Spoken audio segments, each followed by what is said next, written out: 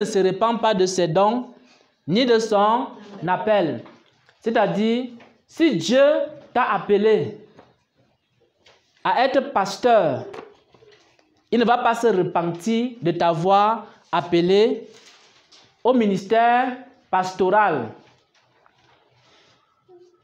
Mais il y a une chose dont Dieu se repent.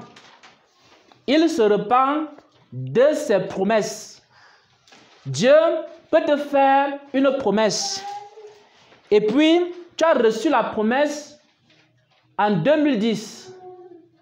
On arrive en 2020, la promesse ne s'est pas accomplie. 2030, tu es toujours loin de l'accomplissement de la promesse.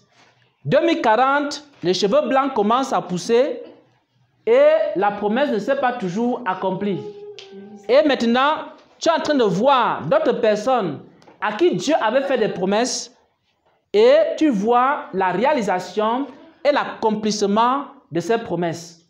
C'est parce que, frères et sœurs en Christ, Dieu se repent de ses promesses. Si vous ne comprenez pas le message de ce jour, alors vous n'allez pas comprendre pourquoi les promesses de Dieu ne se sont pas encore accomplies dans vos vies. Dieu ne fait pas de combine. Dieu fait les promesses à chaque enfant qui lui a donné sa vie. Chaque personne qui viendra dans sa maison et dans sa présence, Dieu lui fera des promesses. Mais les promesses de Dieu ne vont pas s'accomplir dans la vie de chaque personne. Pas parce que Dieu est un menteur, mais parce que Dieu conditionne ses promesses par quelque chose qu'on va voir ici dans ce passage. Vous n'avez jamais entendu quelqu'un vous dire, pendant 25 ans, Dieu m'avait promis telle chose. Je n'ai pas encore vu ça. Vous avez entendu des personnes vous dire ceci.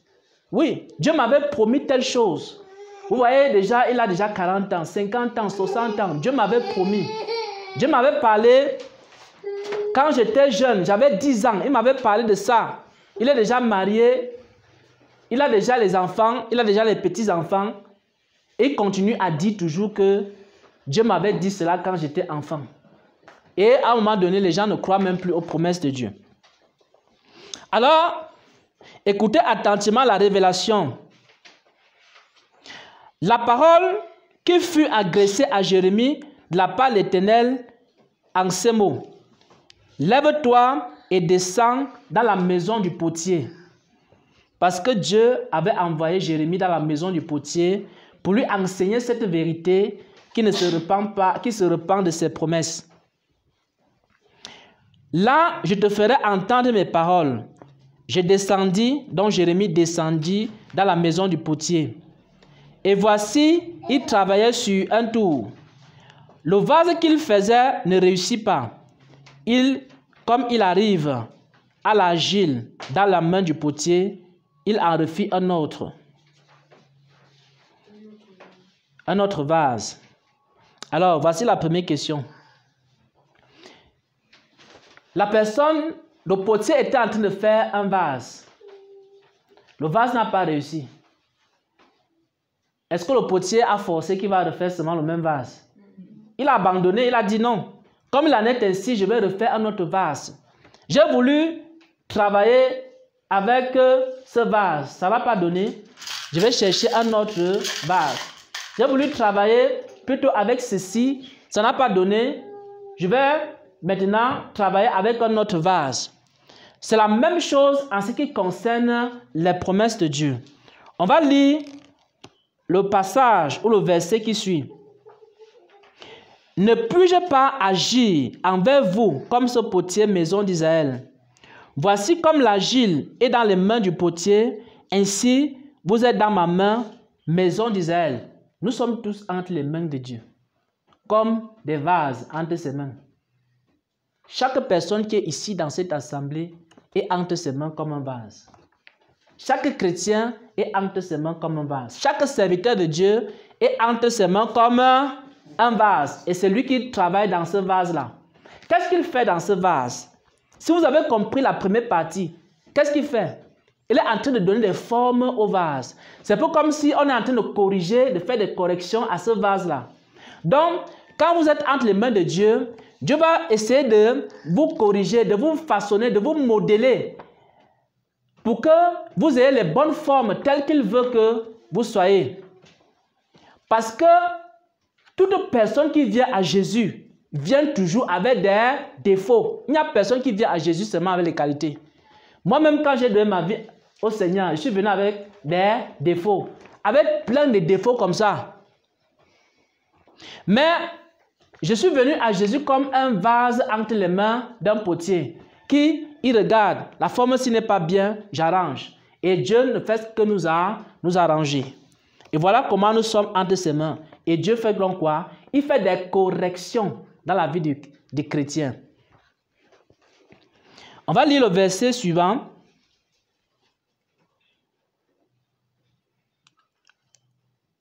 Soudain, je parle sur une nation. Ça, c'est une promesse qu'il fait. Soudain, je parle sur une nation, sur un royaume, d'arracher, d'abattre, de détruire. Parfois, Dieu peut décider qu'il va détruire quelqu'un. Il peut décider qu'il va abattre une personne. Il peut décider qu'il va arracher certaines choses dans la vie de la personne. Mais si cette nation sur laquelle j'ai parlé revient de sa méchanceté, c'est-à-dire une personne était en train de pratiquer la méchanceté et la personne revient à Dieu et décide de ne plus être méchante. Qu'est-ce que Dieu fait? Je me repens du mal que j'avais décidé de lui faire. Comme nous sommes en train d'entrer dans un programme de repentance, il peut arriver que Dieu avait déjà décidé de nous séparer de lui. Il avait décidé de nous jeter. Il avait décidé de nous abandonner. Mais si on se repent, qu'est-ce que Dieu va faire? Dieu va aussi se repentir du mal qu'il avait prévu nous faire. Dieu pouvait dire que je vais laisser ces gens souffrir, comme ils ne veulent pas m'écouter, comme ils ne veulent pas marcher dans mes voies, comme ils ne veulent pas faire telle ou telle chose. Mais Dieu nous dit, il faut qu'on entre dans ce programme. Pour faire quoi? Pour se réconcilier avec lui. Et quand on va se réconcilier avec lui, qu'est-ce qu'il va faire? Il va se repentir de tout le mal qu'il voulait nous faire, qu'il avait projeté nous faire. Je vous dis la vérité. Est-ce que vous savez que le jour que vous décidez de commencer à pratiquer le péché de désobéir, Dieu commence à penser que je vais faire du mal à cette personne. Comme je lui ai dit d'aller à gauche, il est parti à droite. Dieu commence à réfléchir. Il commence à penser que je lui ai dit d'aller ici, il est plutôt allé là-bas. Donc je vais lui montrer. Quand il sera en train d'aller là-bas, là, je vais faire en sorte que la roue de la voiture là, tourne comme ça. Là. Donc Dieu commence à réfléchir. Mais maintenant, si tu te repens et que tu voulais aller à gauche, tu peux dire maintenant je vais à droite comme Dieu m'a demandé. Dieu aussi se repent du mal qu'il voulait te faire. On va voir verset 9. Et soudain, je parle sur une nation, sur un royaume, de bâtir et de planter. Parfois, Dieu aussi dit, je vais bénir telle personne. Je vais bénir le frère Xavier. Je vais bénir la sœur X. Je vais bénir la sœur Y. Dieu peut aussi penser à bénir des personnes.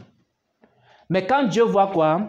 Quand Dieu voit que la personne qu'il veut bénir commence à mal se comporter, Dieu se repent également du bien qu'il voulait te faire. C'est pour ça que quand Dieu te fait une promesse, l'accomplissement de la promesse dépend de quoi? Hein? Ça dépend de ton obéissance. Parce que quand Dieu te fait une promesse, il a pensé qu'il va te faire du bien. Il a dit, je vais faire le bien à telle personne. Parce que la personne a réjoui mon cœur. J'ai vu son humilité. J'ai vu son obéissance. J'ai vu sa façon de faire. J'ai vu qu'il est différent. J'ai vu qu'il s'éloigne du mal. Dieu décide donc de faire quoi? Il décide de te faire du bien. Il commence à penser, il faut que je fasse du bien à telle personne. Est-ce que vous savez que depuis le jour que vous avez décidé d'avoir une vie de prière, Dieu a commencé à penser à vous faire du bien?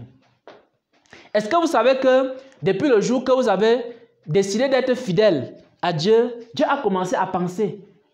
Il a commencé, et parfois il peut commencer même déjà à vous révéler ça dans les songes. Mais c'est vous maintenant qui pouvez annuler le bien que Dieu voulait faire. Dès que Dieu commence à penser à vous faire du bien, dès que tu fais le mal, il dit non, je ne veux plus faire du bien à cette personne. Je vais maintenant commencer à lui faire du mal. Pourquoi? Parce qu'il n'obéit pas à ma parole, n'obéit pas à mes voix. Donc, Dieu se repent de quoi? Il se repent de ses promesses. Dieu t'a donc fait une promesse, mon frère. Dieu t'a fait une promesse, ma soeur. Tout dépend de ton obéissance à Dieu. Tout dépend de ta consécration à Dieu. Tout dépend, est-ce que tu vas réjouir le cœur de Dieu? Tout dépend également de ce qu'on a partagé ici. Est-ce que tu te laisses conduire par Dieu? Et si tu te laisses conduire par Dieu, les promesses de Dieu vont s'accomplir dans ta vie. Comme la sœur a eu la révélation tout à l'heure, elle voyait un cheval blanc et le Seigneur Jésus était là. Il n'y avait pas de chemin, mais c'est Jésus qui était le chemin. Et dès que elle a entendu la voix lui disait que c'est lui qui est quoi? Qui est le chemin. Il est le seul chemin. Et il peut frayer un chemin, même là il n'y a point de chemin. Il peut te nourrir même là où il y a le désert. Est-ce que vous savez que Dieu peut nourrir quelqu'un même là où il y a le désert?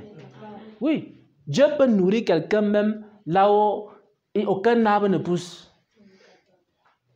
Donc, mais il faut simplement faire quoi? Il faut simplement que nous puissions comprendre que Dieu se repent de ses promesses et que la promesse de Dieu ne peut pas s'accomplir aussi longtemps que Dieu est fâché contre nous. Ce n'est pas parce que Dieu a promis qu'il va accomplir. Dieu a promis.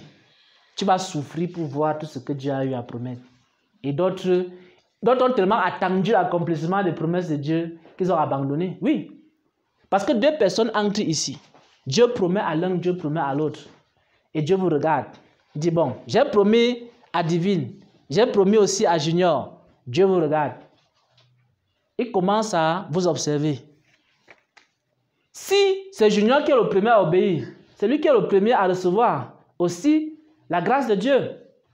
Si c'est Divine qui est la première à obéir, c'est elle qui sera aussi la première à recevoir les visions de Dieu. Oui, parce que chaque fois que nous réjouissons le cœur de Dieu, chaque fois que nous laissons Dieu corriger notre attitude, ce que je dis maintenant est très important. Il faut retenir ceci. Chaque fois que vous laissez le Seigneur corriger un comportement dans votre vie, Dieu répand une bénédiction dans votre vie. Je vous dis la vérité. Amen. La sœur a traversé une situation ici. Quand son épreuve a commencé, on l'appelait de partout. On lui disait d'abandonner cette église-là. Toute la famille s'est soulevée, c'est vrai, hein? Voilà. Il y avait deux possibilités. Soit tu t'attachais au Seigneur et tu gardais sa parole et tu remportais la victoire dans l'épreuve, soit tu abandonnais le Seigneur et tu retournais dans les anciens sentiers et les anciennes voies. Qu'est-ce que tu as fait? Tu as choisi de t'accrocher au Seigneur malgré les menaces. Et voici ce que j'ai remarqué, peuple de Dieu, enfant de Dieu. Ce que je dis, ce ne sont pas des histoires. Ce n'est pas pour amuser la galerie. Parce que j'ai beaucoup observé l'Église. Le Seigneur m'a accordé la sagesse pour comprendre ses voies et sa volonté. Dès que la sœur a accepté le chemin de Dieu, directement, le don de vision est venu. Vous n'avez pas remarqué ça?